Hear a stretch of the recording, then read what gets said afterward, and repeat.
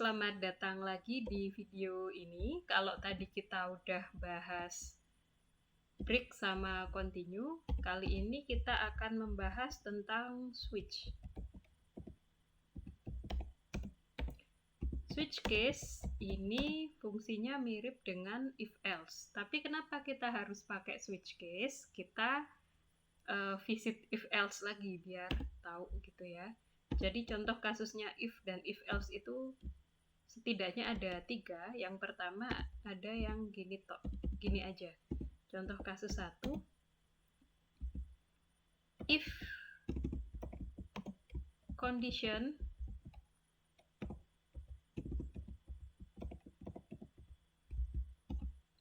maka do something.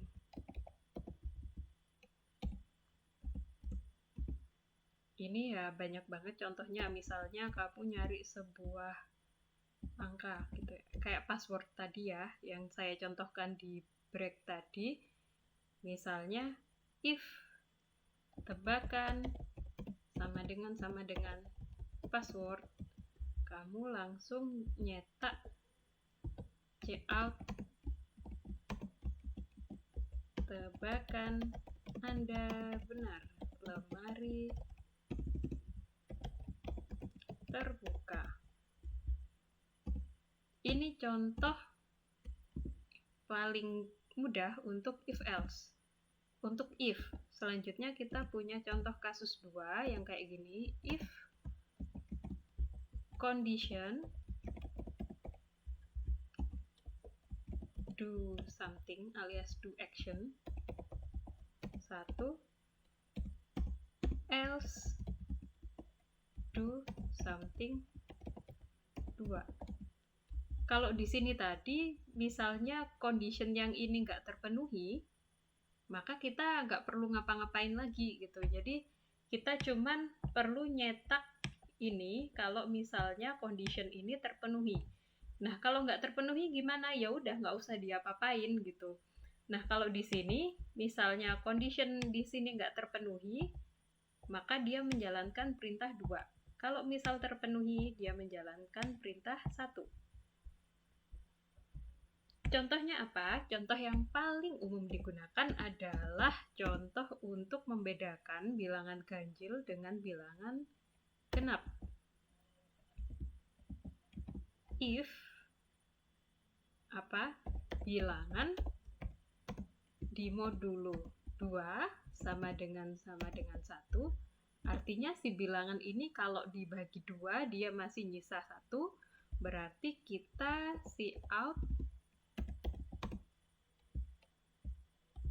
cout apa? Cout ini bilangan ganjil. Kemudian else. Jadi kalau sebuah bilangan di modulo 2 itu kan jawabannya kalau nggak 1 ya berarti 0 gitu toh. Nah, kalau misalnya dia itu bukan 1 kan berarti dia 0. Ya kita tinggal else gitu aja. Else cout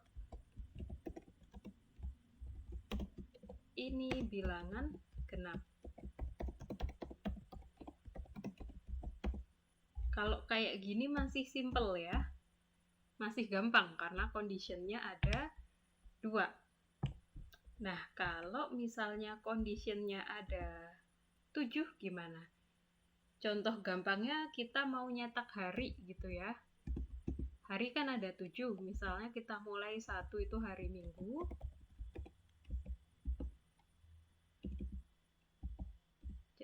Gini deh saya jelasin, ini bentuknya kayak gini, bentuk umumnya. If condition do something 1 atau do action 1. Nah, kalau nggak terpenuhi, kalau di sini kan kalau nggak terpenuhi ya langsung jalanin perintah 2 ya. Kalau di sini itu misalnya condition 1 nggak terpenuhi, dia else if lagi. Saya kasih nomor ya biar nggak bingung. Nah, ini condition 2. Do something 2. Nggak selesai sampai di situ, dia kayak gini lagi. Else if condition 3. and then do something 3.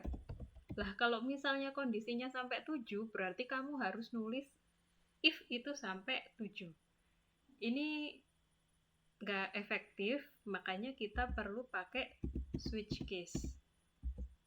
Switch case itu bentuknya apa? Switch case itu kayak gini. Switch variabel yang dicek. Kita ada yang tulis gini, expression. Habis itu variabel atau variabel yang dicek. Habis itu case hasil pengecekan. Kemudian ada actionnya, do something. Kemudian ada break. Kemudian ini ada case yang kedua, do something yang kedua. Terus habis itu break. Case seterusnya sampai pengecekannya atau else-nya itu habis. Contoh paling gampang adalah program mencetak hari. Kalian bisa lihat ini sambil membayangkan seandainya ini itu dicetak pakai if else. Saya pakai switch case.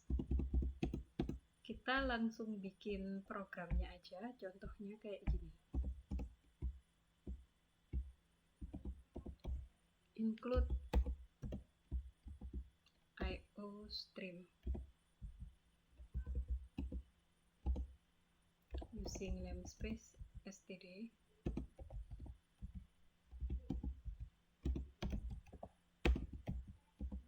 Kemudian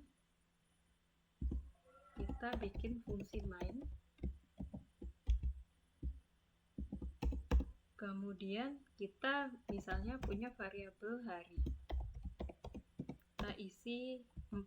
Ceritanya kita mau mencetak hari Rabu kan. Kalau diurut saya tulis di sini deh biar ingat.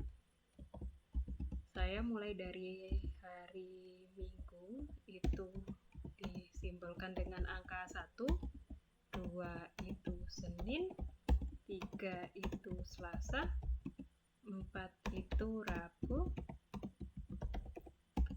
5 Kamis, 6 Jumat, 7 itu adalah hari Sabtu. Maka kita bikin switch-nya di sini, switch switch. Yang dicek di sini. Apa yang kita cek? Kita cek hari. Kalau dalam switch ini ya, case-nya, kalau kita nulis case di sini, case-nya itu harus sesuatu yang sifatnya itu tetap gitu. Misalnya 1 gini. Kita nggak bisa nulis misalnya kayak gini. Hari kurang dari 5 dan kurang dari 4 dan hari lebih besar dari 1. Kayak gini nggak bisa. Yang bisa kita lakukan ya cuman gini, case 1 atau case 1 ini kita baca kalau misalnya nilai harinya sama dengan 1, maka kita mencetak cout minggu.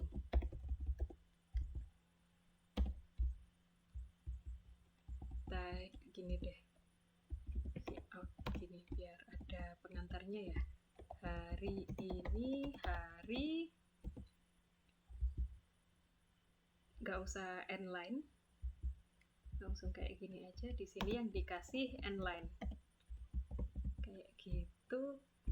Kita langsung titik 2 gini, kita switch. Jangan lupa dikasih break, karena kalau nggak dikasih break dia akan ke bawah-bawahnya meskipun kita udah bener. Case hari 2 kita copy aja,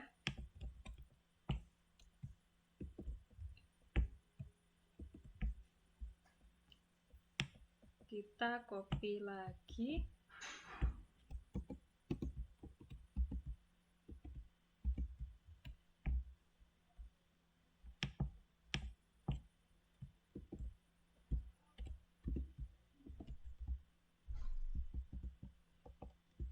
Satu, dua, harinya sampai 7 ya. 4, 5, 6, dan 7. Saya masukin sini aja deh, biar nggak kecetak pas di break nanti. Hari ini hari Minggu.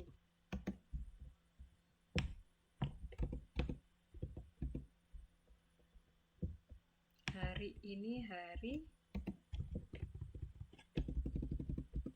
Senin. Hari ini hari Selasa. Terus hari ini hari Rabu. Habis Rabu hari Kamis. Habis Kamis kita punya hari Jumat. Habis Jumat kita punya hari Sabtu. Nah, ini udah selesai kita bikinnya. Terus kita punya default. Default itu untuk apa? Default itu untuk case yang di luar kondisi yang kita cek.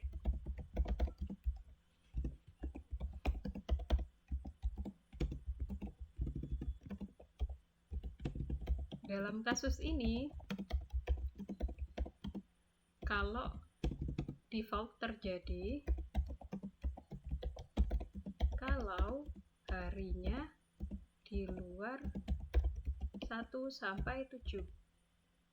Ini saya tulis kalau misalnya default kita mau ngelakuin apa? Kita mau ngelakuin harinya cuma 1 sampai 7.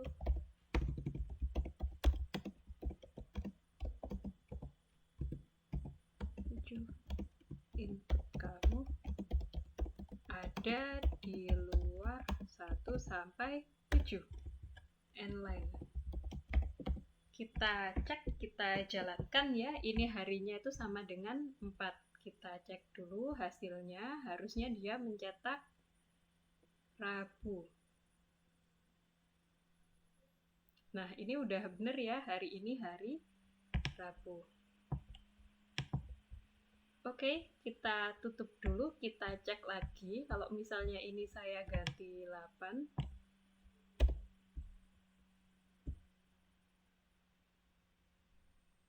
Nah, harinya cuma 1 sampai 7, input kamu ada di luar 1 sampai 7. Kayak gini, gampang ya nyobanya. Nah, saya nyoba kasus yang saya sebutkan tadi. Misalnya saya nulis if hari lebih besar dari 3 ini. Dia nggak bisa, dia salah. Karena ini tulisannya expression must have constant value. Jadi kita harus bolehnya itu nulis yang jelas-jelas aja gini.